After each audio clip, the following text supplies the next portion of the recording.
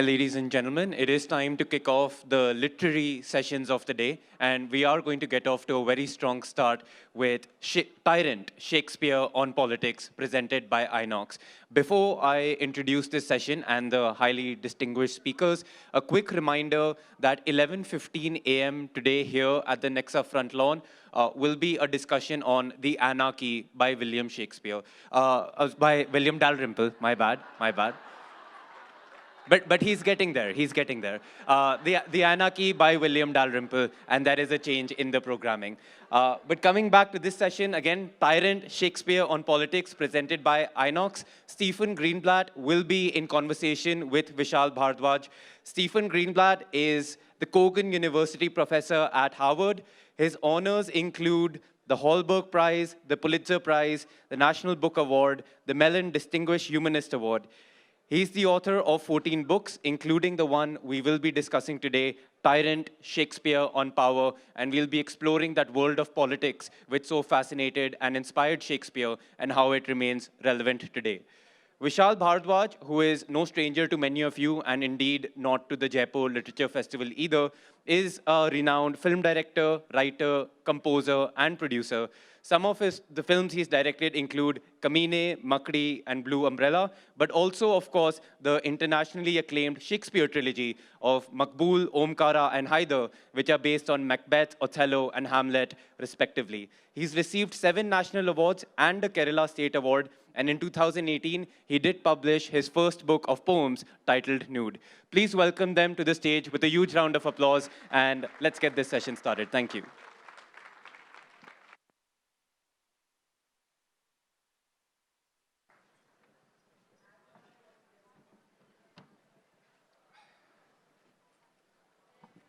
Yeah, so I'm so honored to be here on the same stage with Stephen, and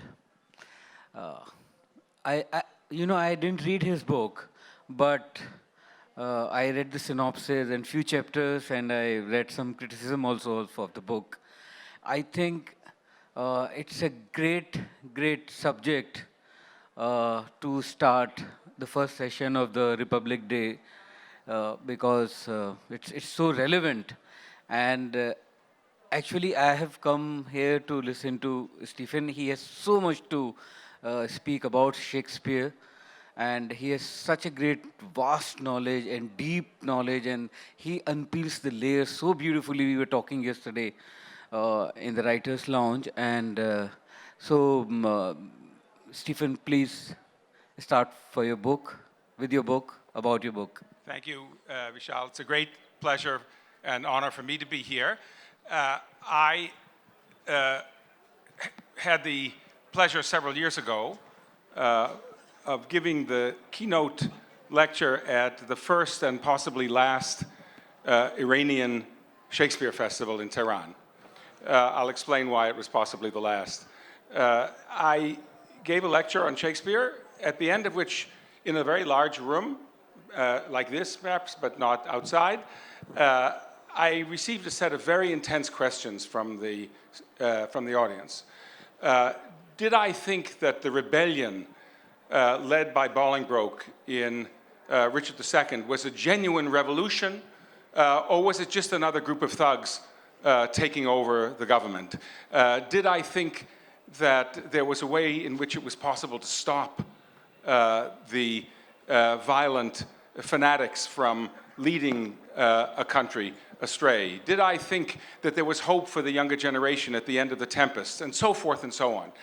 All of these questions had made perfect sense in relation to the plays of Shakespeare that I was discussing, but I also understood perfectly well that the questions had a double sense, that they were asked both about Shakespeare, but about the contemporary situation in a particular place and time when there is very limited freedom of expression to discuss political life. And that's an old and long story in Shakespeare. Shakespeare has functioned virtually from the beginning as a way both to explore internally the stories, characters that Shakespeare so memorably brought to life, but also to talk in a serious way about dangerous subjects. Subjects that in places like Elizabethan and Jacobean England, or the Soviet Union, or apartheid South Africa, or other countries, could not be discussed comfortably, openly. If you said in Shakespeare's time, if you said, "A dog's obeyed in office," when you were sitting at the tavern, you could have your ears cut off, your nose slit. But Shakespeare has a character say, "A dog's obeyed in office," before 2,000, 3,000 people every afternoon, and he gets away with it without the police being called. Why? Because it's said by King Lear, set in a different place and time by a character in a state of madness. And Shakespeare was a genius at exploiting that kind of obliquity, talking about his own world, but talking about it from a peculiar angle that allowed him to explore and to express things that were dangerous to express. But Stephen, sorry, I'll keep interrupting you in between No, whenever fine, I have want a question. you to. What about his contemporaries who were writing? Was there anybody else who was as smart as, or what was the political situation over there for the other writers? Shakespeare was actually unusually successful at staying out of prison. As far as we know, he never did time, as we say. But Ben Jonson was sent to prison. Thomas Nash had to flee from the arrest. Christopher Marlowe, Shakespeare's contemporary, wound up with dead with a knife thrust above his eye. It was a dangerous world, and Shakespeare himself came close at one point to being in serious trouble, and that's actually quite instructive. There was, in the last years of Queen Elizabeth's reign, in 1601, there was an attempted rising by a powerful aristocrat named the Earl of Essex. It's not 100% clear what they were intending, possibly to kill the Queen, possibly to kill her advisors. In any case, there was an attempted coup.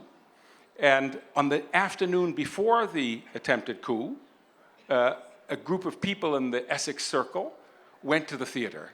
They went across the globe. They went across the Thames to the Globe Theater, and they saw a performance of Shakespeare's play Richard II, which was specially commissioned to be performed that afternoon. So after the next day, there was a rising. The rising failed. The state arrested the Earl of Essex and the other plotters, and they asked what they were doing at the theater the day before, why they went, and why they commissioned this play, Shakespeare's Richard II, to be seen. They had no adequate explanation for this. They called in Shakespeare's company. Shakespeare himself didn't have to go, but a colleague of his went to testify before the Privy Council. And the colleague said, "We didn't want to perform the play because it was an old play. It had been performed many times. We didn't think we'd have a big audience for it. But they paid us a lot of money, and we did it for the money." And the state, which could have ended Shakespeare's career there and then, the state said, okay. They executed the plotters, the Earl of Essex. They tore apart the person who commissioned the afternoon performance at the Globe, and they let Shakespeare's company and Shakespeare himself go.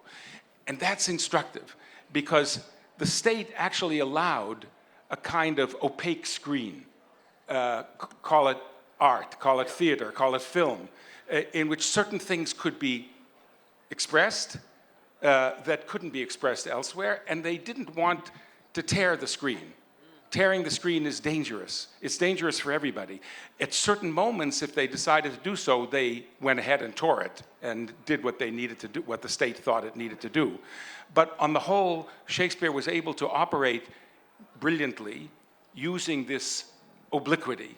And it is, for those of you who've seen any of the Shakespeare trilogies that Vishal, which magnificent films that Vishal has made, and maybe particularly Haider, you will understand how it's possible, in the case of Haider, to use Hamlet as a way of exploring quite risky issues in in the Kashmir setting, without departing, in effect, from also the design of Shakespeare's plot. They are made to do that. Shakespeare wrote in order to do that. And all his life, he was interested in a very central but also dangerous question. How is it possible for a whole country to fall into the hands of a catastrophic leader? How does it happen? How does it happen that people who, after all, have their interests in mind, as we all do, how could they follow someone who is so obviously bad for them? And that's a question that was risky in Shakespeare's time to ask, but he worked out, starting really early in his career, he worked out a way of trying to explain to himself how it happens. And the explanation is very strange, because it's not as we might expect.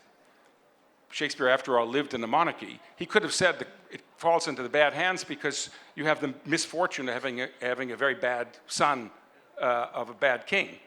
But no, he said what happens is that there is factionalized party politics, the red rose against the white rose. I mean, there are various ways of explaining it. Bitterly factionalized party politics that give rise to what he thought of as fraudulent populism, to a kind of vulgar populism. Shakespeare calls the character Jack Cade in an early play, who works up the public with a set of completely false claims. And what fascinated Shakespeare, and I think should fascinate us, is that the people who hear these false claims, for the most part, don't believe them. That's what interested Shakespeare. The crowd knows that they're being lied to. They know that most of the things that are said to them are fraudulent. They're not stupid, and yet they follow this leader. And that, as you can imagine, Shakespeare as an artist, as a writer, wondered how is it possible that people who see that it's a fiction could nonetheless embrace the fiction and follow such a leader. And what he thought would happen then would be the rise of an unscrupulous demagogue with no respect for existing norms and institutions, and with the ability to manipulate the fears and desires of large numbers of people by, for example, invoking their imagined or real enemies. In the case of England, of course, the French, but each country has some kind of fantasy enemy that can be invoked. And Shakespeare thought that's when he asked himself, how is it possible for a grotesque leader like Richard III, in the play that was Shakespeare's first great history play success, how is it possible for a grotesque character like Richard III, who has no decency, no respect for norms, no sense of actual justice, how is it possible for such a person to seize power? And again, astonishingly from our point of view, contemporary point of view, Shakespeare thought that the climax of seizing power in the case of Richard III was an election. Shakespeare didn't live in a world of elections. He lived in a world of monarchy, but he thought that's how it would happen. There would be a popular vote, and the populace either would be manipulated or would give itself over to electing this catastrophic demagogue. Yeah, but what you said, the reasons you were, that, how could the people, I mean, this sounding such a close to the story of us, it's feeling like very contemporary what you just said, that, yeah. But I thought there would be laughter for this. I thought it, yeah. But, in your book, there is a beautiful chapter which is enablers. Yeah. I want you to talk about that because I think we all are also part of, those 7 categories which you have mentioned. I think me and people like, so many people, just explain what the enablers are. So, Shakespeare's account to himself and to his world of how this could happen was that even though there are certain characteristics, he thought, that you could identify in the demagogue, an absolute sense of entitlement, a grotesque narcissism, a sociopathic indifference to the sufferings of others, a shamelessness, a inveterate bullying, a primitive self-love. Even though he thought those were characteristics of this type of person, that type of person doesn't normally have access to absolute power. So the question is, how does that person, especially because everyone can identify that kind of person, everyone sees what that person is. It's very obvious what Richard III is to everyone. How does that person come to power? And Shakespeare's answer was, there have to be a kind of universe of enablers, as Vishal says, a universe of people who go along with it. Now, some of those people, a very small number, are simply fooled. They're mostly children, Shakespeare thought, who just don't have ability at that point. They're too little to understand the difference between truth and lie. But some people are frightened. They actually see it, but they're afraid. But actually, large numbers of people, and of course, Shakespeare gives characters names to each of these type of people. I mean, this is not an abstract political, sociological analysis. This is a piece of theater. So they have names like Catesby and Radcliffe and Hastings and so forth. Some of these people have a weird inability to remember. They forget from one day to the next. They see what's clearly happening, and yet they seem to forget or not fully to believe that it's happening. They trust often that the existing institutions will hold, that the norms will hold. Norms are, in fact, only as good as the people who observe them. But people imagine that there won't be a violation of the norms. And then there's a substantial number of people who think that they can take advantage of what is happening. They understand that it's something terrible is going on, that a whole country is losing its orientation to basic principles of decency, tolerance, justice, but they think they can take advantage. They can stay ahead of the cascade of disasters, and they can profit from it. And there are, of course, also people who simply carry out orders. There are always people who carry out orders. But perhaps most of all, Shakespeare was fascinated by the fact in many of his plays, by the fact that it's we, you and I and all of you in the audience, who actually are taking a weird pleasure in all of this. We don't even fully understand the nature of the pleasure. But Richard III is a perfect example. There's a kind of strange identification with the grotesque demagogue. And Shakespeare thought, at a certain point, I think Shakespeare thought as an artist, he could be able to wake you up to see that this form of identification was actually extremely dangerous.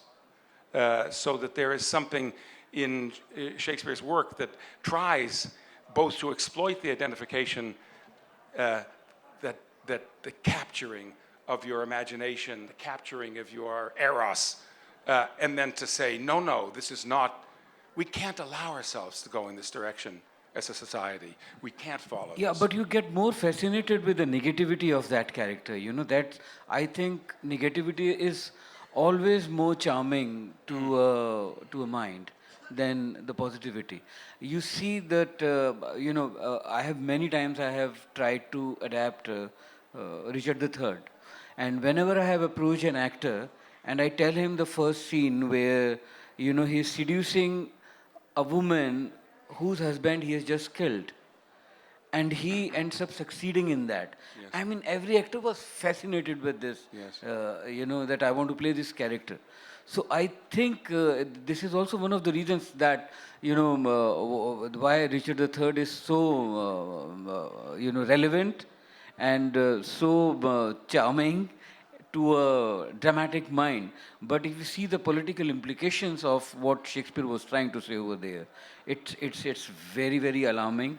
And I think that's what is happening all over the world right now.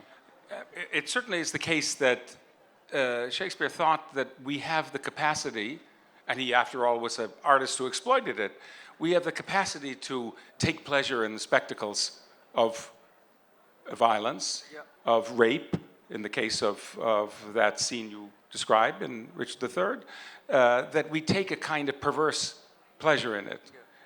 We want to disavow it. We want to say, oh, this is not me. But actually, the spectacle excites us. And Shakespeare understood this. He understood it from the inside as an artist, but he also worried about it. I mean, because he worried about it because it was, after all, his gift. When Shakespeare imagines what it is to be a playwright, he calls that character, in effect, Iago. That's what it is to be able to manipulate people, to enter into their minds, to get them to do things, to take pleasure, a perverse pleasure in the manipulation. Or he calls it Aaron the Moor in Titus Andronicus, or he has a set of characters, all of whom are frightening. And Shakespeare, when he entered into reflections on what it was that he did, circles back to something alarming and disturbing, and then something he's not willing to disavow. Why should he disavow it? He's the greatest playwright, and he knew. Shakespeare, wasn't naive about his own power. He knew he had enormous power, but he also thought it was a dangerous power, and tries to find ways of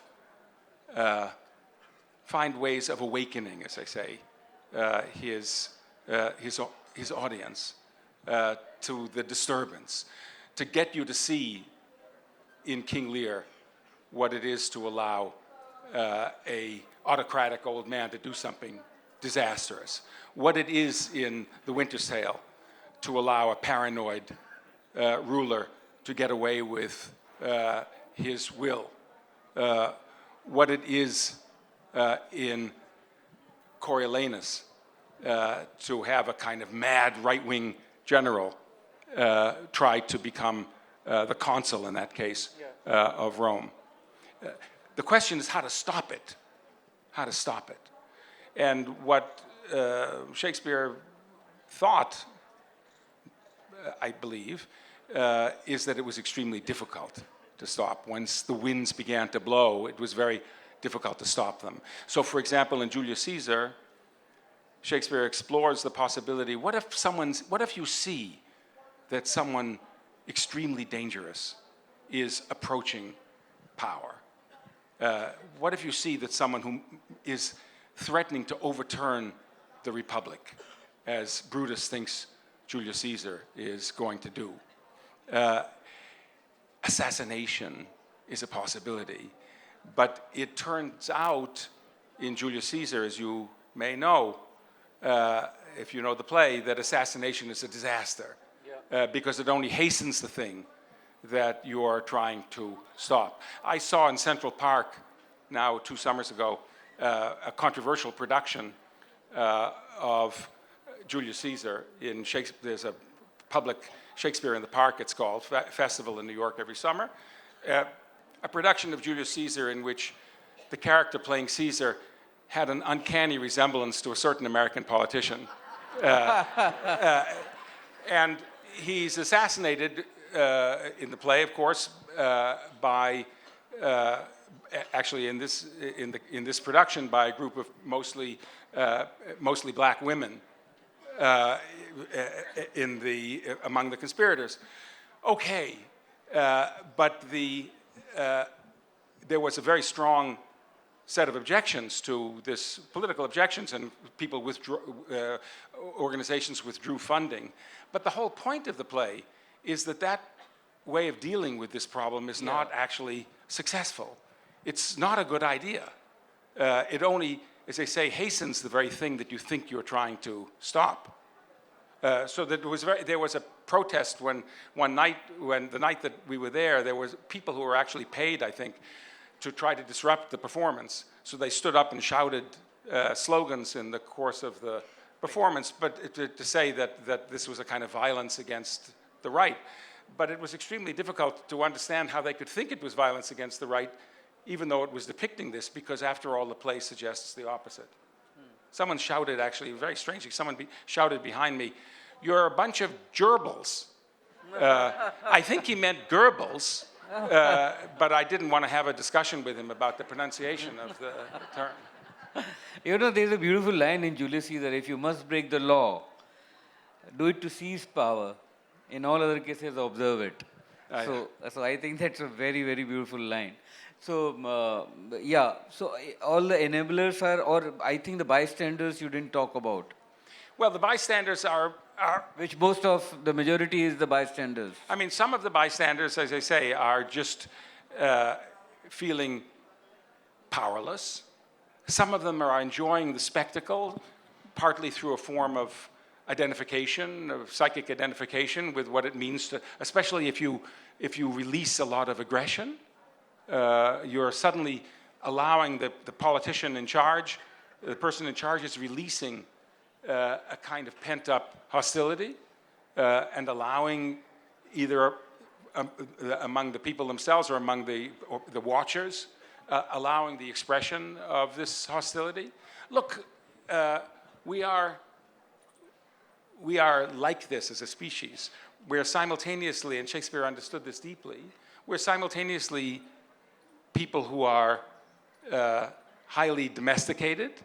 We get along on the whole with each other. You couldn't put a group of chimpanzees in a room like this and have them sit in chairs for an hour. And that's because we're not chimpanzees. Nonetheless, we have something in us that I happen to go for a different book, one that I'm not talking about in this year's Literature Festival, a book about Adam and Eve, the myth of Adam and Eve. I happened to go to Uganda to observe chimpanzees in the wild. Chimpanzees look like the peaceable kingdom. They get along perfectly well with one another if they're in their own group.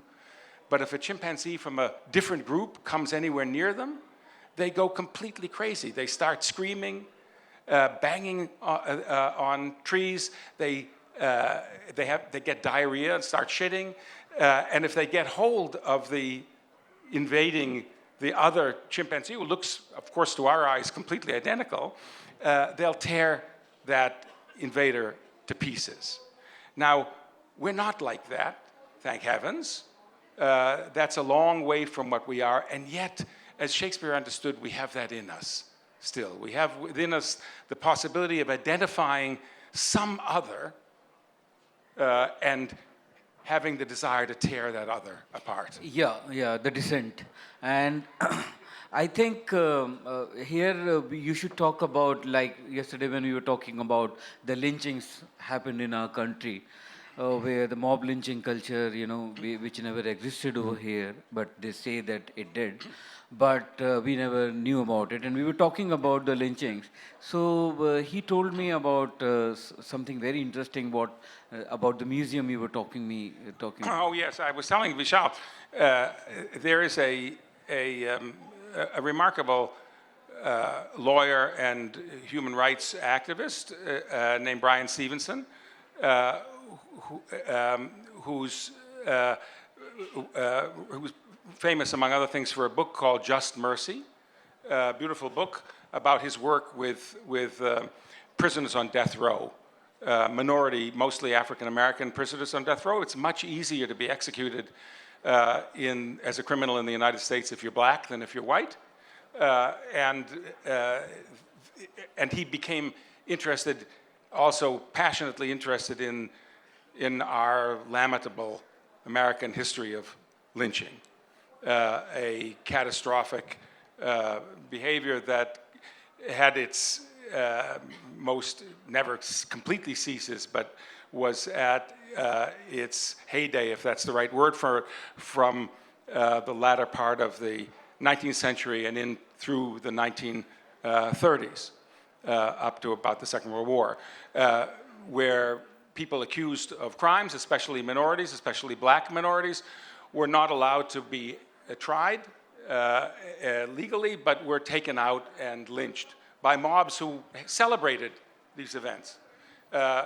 And what Bryan Stevenson has done is to create in Montgomery, Alabama, a lynching museum, in effect, because on the principle that it's important not to look away, not to pretend that it's not happening. It's, in that sense, a Shakespearean principle as well. It's important to see it, to see for yourself what it is, to face it and look at it. It's a highly controversial enterprise, but it's one that has succeeded now. And I think, as I say, I am not, as you know, from around here.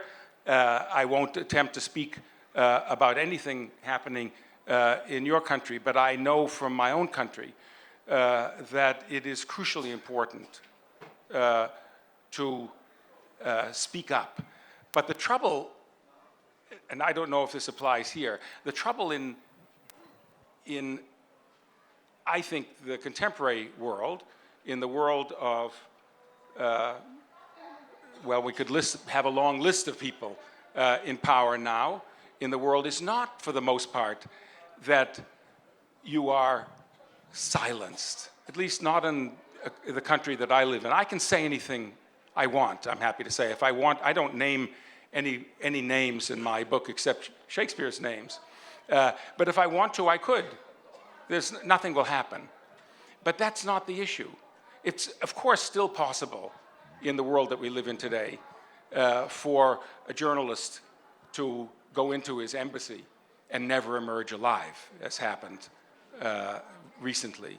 That's still possible, but that's a kind of old-fashioned way of dealing with dissent. The autocrats of today, the authoritarians of today, have discovered that they don't need to cut out people's tongues. They can do the opposite. They can make a tremendous amount of noise, an incredible racket. And they make so much noise that you can't think straight any longer. You can't focus. Every day a new outrage, every day a new lie.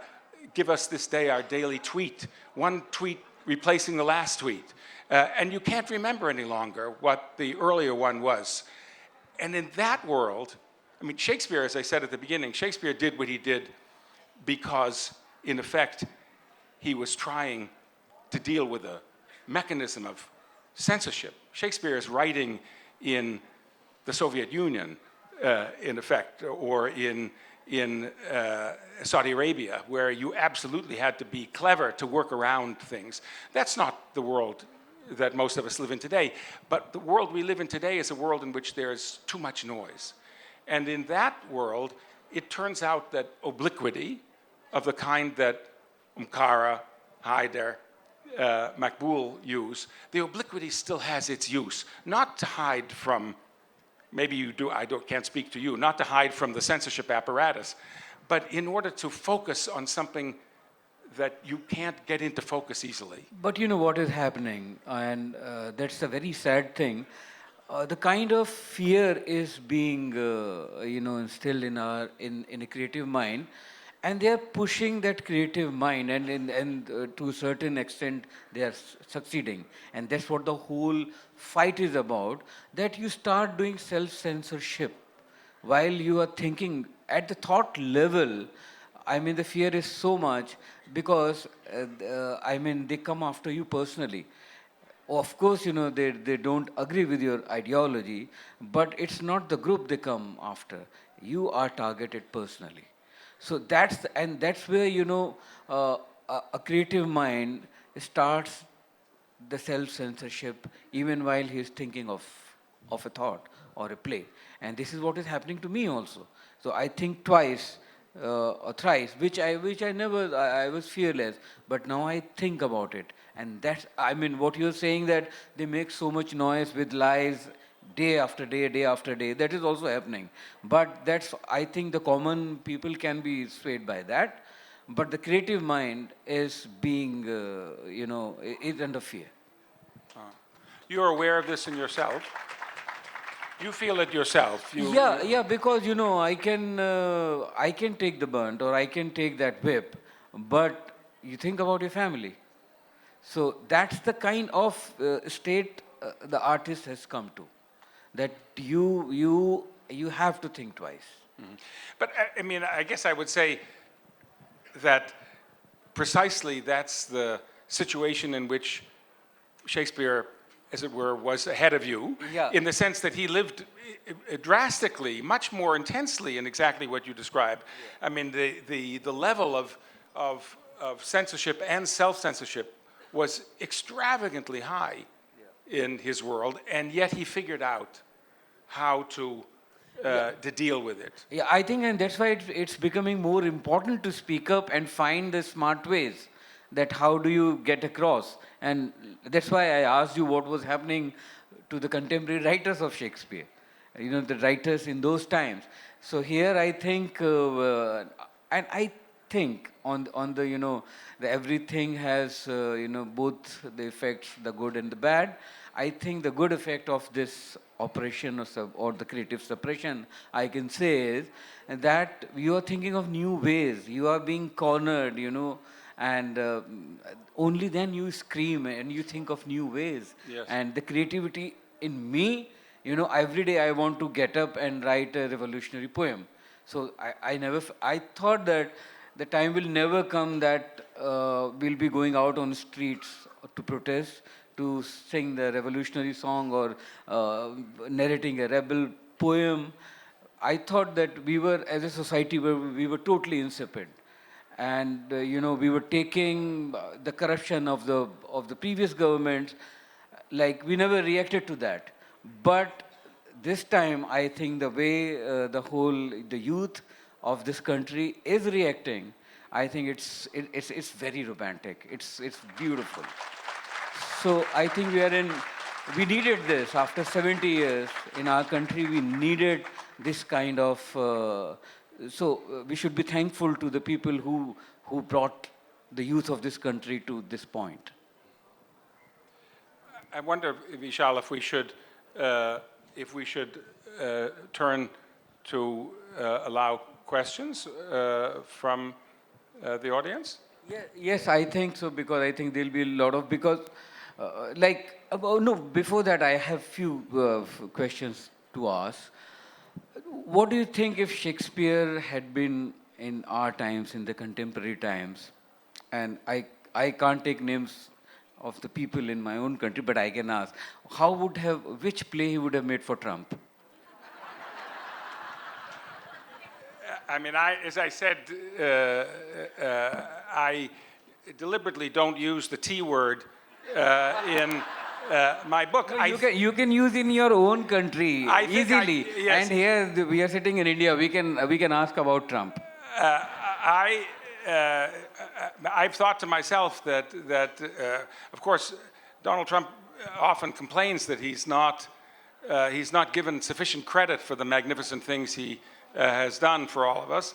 And I think in the case of Shakespeare, there may be some truth in that, in the sense that I think we could say that Donald Trump has succeeded in making Shakespeare great again by highlighting the intense relevance of a whole succession of plays to the current situation. So not just one, but lots of them. Yeah, because I was thinking that, what about my films? So I think in Omkara, I found the parallel of mood in a half caste, upper caste person. But I think if I would have been given a choice today, I'll make him a Muslim character. Mm-hmm. Because right now, you as a Muslim, you have to prove your nationalism twice time over than any normal person.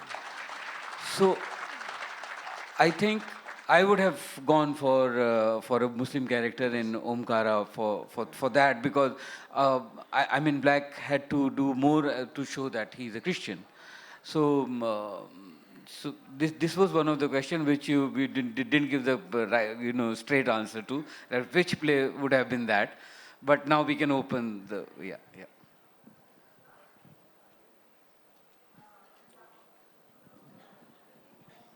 Thank you so much, Professor Greenblatt. Now, in your journey with the tyrant tyrannical character, and with Shakespeare, now what kind of possibilities of self-transformation of the tyrannical, if any, yes, emerges with this experiential journey? Yes. My second related query, quick, is that related to that, the awakening that you talked about, the awakening with the audience, if Shakespeare also paints that journey of the awakening and some possibility of what can be called as creative civil resistance. Yes. Thank you for both of those questions. In relation to the first question, what is the possibility of self-transformation? There is a Shakespeare play that focuses, well, several Shakespeare plays that focus on that very question. And in some ways, the most immediately relevant one is The Winter's Tale, where Leontes behaves in an outrageous, tyrannical, paranoid fashion. And then after coming to terms with what he's done after the death of his son, has a 16-year period of repentance, at the end of which he, in effect, gets a second chance. And we are, I think, meant to believe that he gets a second chance having been transformed psychically. But you would have to say The Winter's Tale is a romance, and it's a romance that ends, as some of you may know, with a statue, the statue of his dead wife coming to life. And I take the implication of that being that there's about as much chance of a tyrant awakening to his wickedness and becoming a decent ruler as there is for a statue to come to life.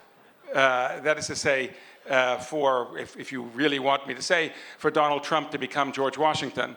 It's exceedingly unlikely. And for the I'm trying to remember now the second question, which was I remember now, about how a society can organize a kind of resistance to this. And again, Shakespeare has one particularly, I think, remarkable play that directly addresses this. I mean, most of all, for the most part, Shakespeare imagines civil war, which is no solution at all. It's a disaster for everybody. But there is a play, that strange late play Coriolanus, beloved of Bertolt Brecht and others, in which Shakespeare imagines a kind of awakening in civil society through a set of, in fact, protests, riots in the street, but that are organized finally, random riots that are organized finally by politicians.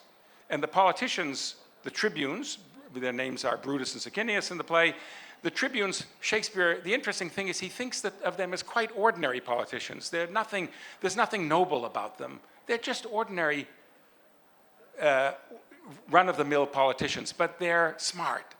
They're clever at the situation that they're in, and they see that the way to try to stop the rise of this tyrannical figure is to insist on every jot and tittle of the law, every bit of the constitution, as it were, of the country being observed.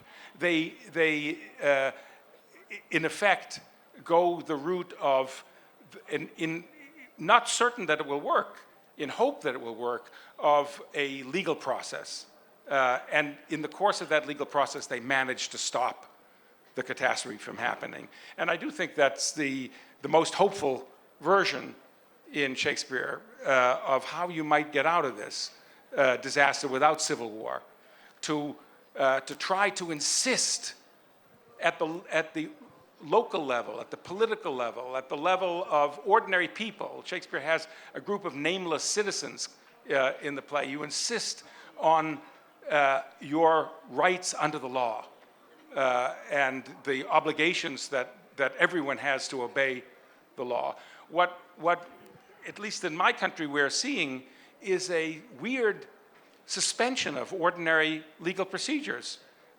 People get away with obviously illegal acts at the very top of our system. And that's a catastrophe. You have to insist on the legal procedures, if you have a decent society at all, those legal procedures being observed. I mean, Shakespeare has other moments as well in which he imagines possible solutions to this, but I think for him, it's not finally, inner transformation, its insistence on the society's fundamental core values. There are the moments also in which you draw upon your own moral orientation. But I think he believed in trying to insist on the organization of your society and how you can demand justice, that it be observed. I think that there was one thing I forgot to ask him, and I think that is very important for us to know that Shakespeare was not always politically correct. I mean, the way his attitude towards Jews in Merchant of Venice, or his white supremacy and anti-Semitic in the other play, Tempest, I think. Well, the Tempest has, not the Jews, but Tempest has, No, Tempest has Caliban, the Caliban, the yeah, Native yeah, American, yeah. as it were. And the Jew in Merchant of... Let's talk about that also. Yeah. It's certainly the case that Shakespeare's writing in the late 16th, early 17th century. He's not an Enlightenment artist.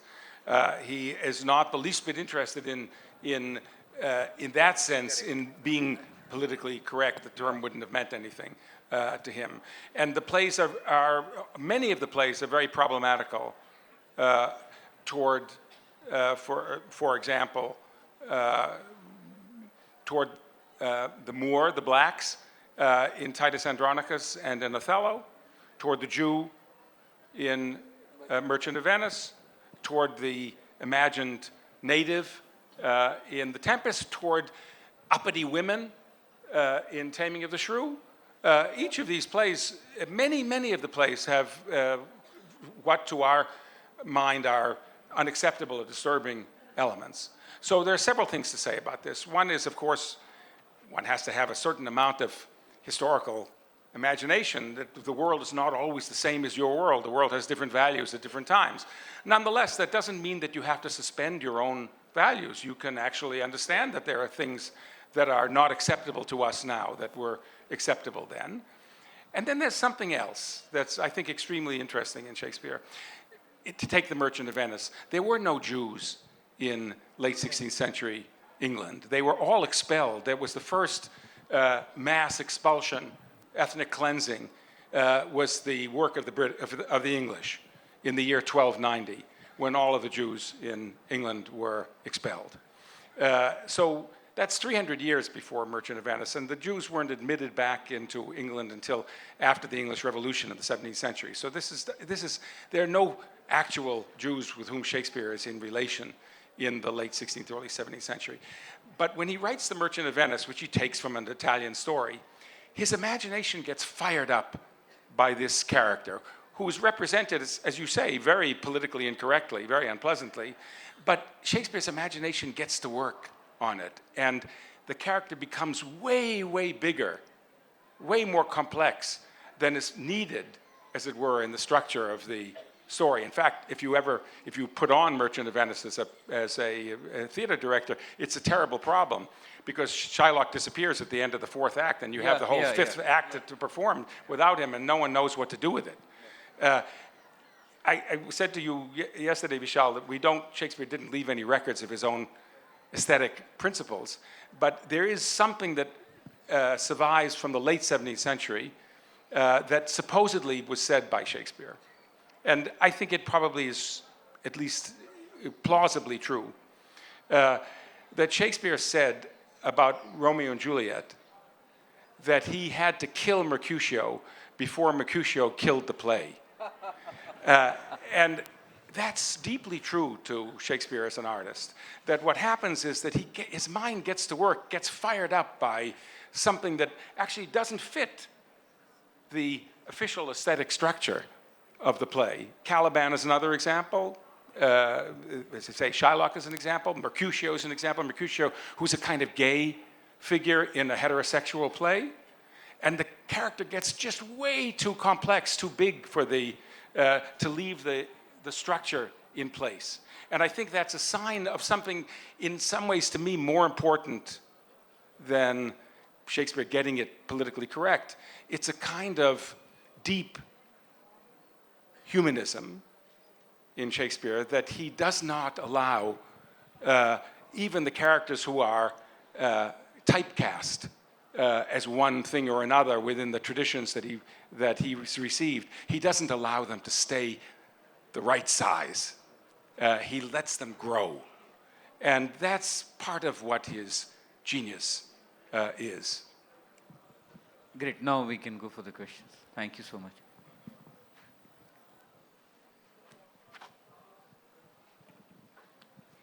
Good morning, Vishal sir and Stephen sir. I'm Dr. Anju Gehlot.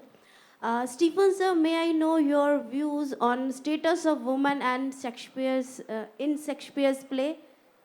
Yes, of course. I mean, again, I mentioned just briefly a minute ago that it is actually Taming of the Shrew is a perfect example of a play that is, how should we say, a problem if you want to make Shakespeare into a hero of the Me Too movement. This is a play in which a woman, after all, is shut up, starved, threatened with beatings in order to tame her. But that's a perfect example of that strange characteristic in Shakespeare, which is that Kate, in this case, grows far too big and complex to be contained within the structure of the wife taming, which is a device that Shakespeare was all over Shakespeare's culture, that idea of the wife who needs to be tamed. So he does it. He does it as a commercial artist. He does it maybe because he believed in it. But that isn't what happens in his imagination. What happens in his imagination is that whole structure begins to crack. And you can see this elsewhere, everywhere in Shakespeare, where these.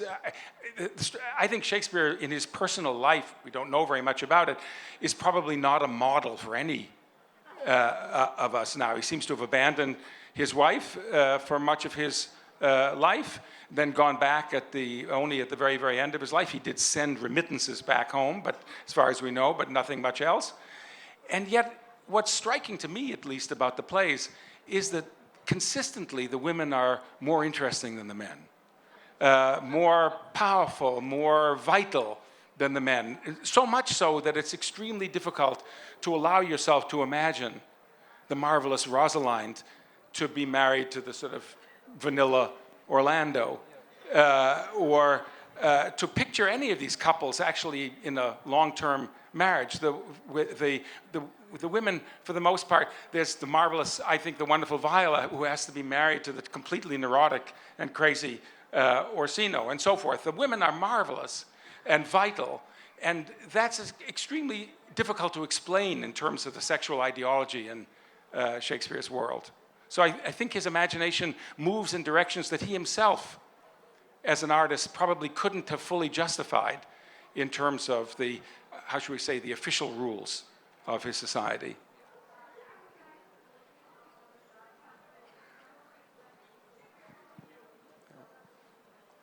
Good morning. My question is to Stephen Greenblatt. There's a theory that Shakespeare is not the original playwright of all his plays. Actually, they're supposed to be written by Earl of Oxford. What's your point of view on that? I mean, my point of view is that they were written by William Shakespeare of Stratford-upon-Avon. Not every word of them, because I'm not sure that every word of Vishal's movies was written by Vishal. These are enterprises that involve lots of people. Yeah. So that we know that in Macbeth, for example, certain parts of Macbeth, the songs, the witches' songs, were taken from Middleton and so forth. There are certain very early plays and certain very late plays that are co-authored. That said, most of the plays, in my view, were written by William Shakespeare, and I think that there are several reasons, some respectable, some less respectable, why people have imagined that it was, for example, the Earl of Oxford. It's quite telling that the candidates to have written Shakespeare's plays are virtually never people of a lower social class than his, or even of his social class. It has, for a long time, the fantasy has been that it has to have been an aristocrat who wrote the plays, and particularly an aristocrat who went to Oxford or Cambridge. And because Shakespeare didn't have a university degree. And so that that's the less respectable side, I think, of the fantasy, as if you needed a degree from Oxford or Cambridge to be Shakespeare. And I find that an absurd notion. The respectable version of the question, of the fantasy, I think, is that it's hard to imagine that anyone wrote those plays. So anytime they're so remarkable, there are so many of them, the level of brilliance is so high that you think your mind is drawn to the idea that someone else would have written them. And of course, Jorge Luis Borges, the great Argentinian writer, said, of course, they were written by God. There's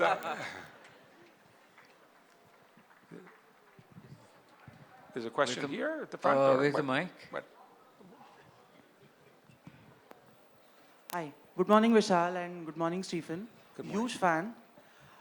Now that you mentioned about being a little creative in terms of dissent, in terms of finding other ways to make my opinion heard, it's a little difficult in today's time because not everyone is well-read. And I have had experiences wherein you are making a sick burn, but the other person doesn't get it. So how do you go about it? How do you make your point and just let the other person know that you don't agree with what's going on? Yes. I mean, and I'd love to hear Vishal's account of this. The interesting thing about, I think, in this regard about Shakespeare is that he himself simultaneously was very clearly astonishingly intelligent, complex, well-read, and so forth, but he manages to reach a remarkably broad audience, from the lowest of the low to the highest of the high.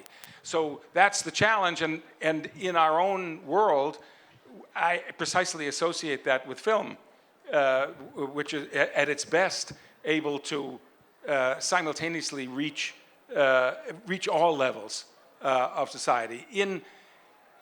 I think in some ways the most beautiful moment in relation to the political issues that I've been talking about this morning, the most beautiful moment in Shakespeare comes in King Lear, when there's a ghastly scene of torture. They've caught the Earl of Gloucester, who has been in collaboration with the French who were invading with Cordelia. I won't go into the plot, but the person ruling the country and legitimately ruling the country, the Duke of Cornwall, has caught this man red-handed, in effect. He's been betrayed by his son, caught him collaborating with the enemy. So they bind him to a chair, and they proceed to torture him. They proceed to pluck his beard, and then more violently, he and his wife, the ruler and his wife, they pluck out one of his eyes.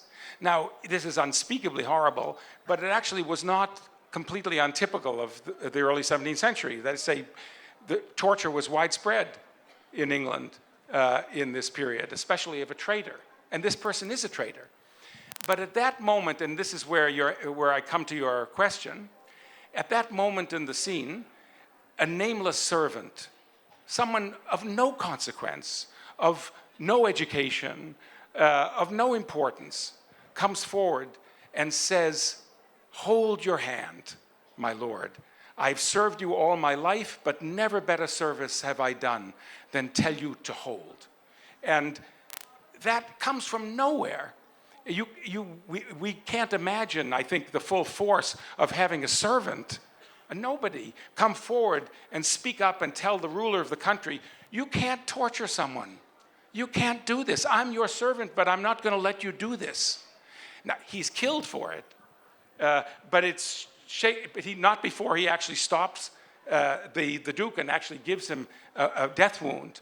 But it's Shakespeare's version of an answer to your question, that it's up to each of us in the simplest way, as well as the most complex way that we have, the simplest way, to stand up for what is right, to say, "Never better service have I done than to tell you to stop doing this. You can't do this."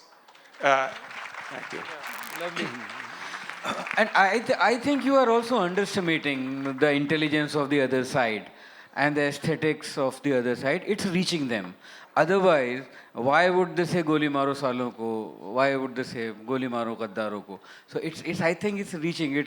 Don't underestimate the, it's not, they are not so low intelligence on the other side. Excuse me, Vishal sir, and here. Yes, over there. I have a question. So, we have seen what is happening, rise of right. But the question is a hypothetical question. If, Shakespeare would be live, and, his plays, especially what you guys talked about, in which the negative characters, maybe they have been written in such a way that the audiences get fascinated by those negative characters. So, with current times, would he write these kind of plays wherein he would write keeping in mind that, the audiences must get fascinated by these negative characters? I think he won't need to, because the masses is choosing the negative characters. So I don't think we need Shakespeare to write about them. Yeah. All right, I think On that note, I think it's Stop. yeah. But thank you very, very much for your being here.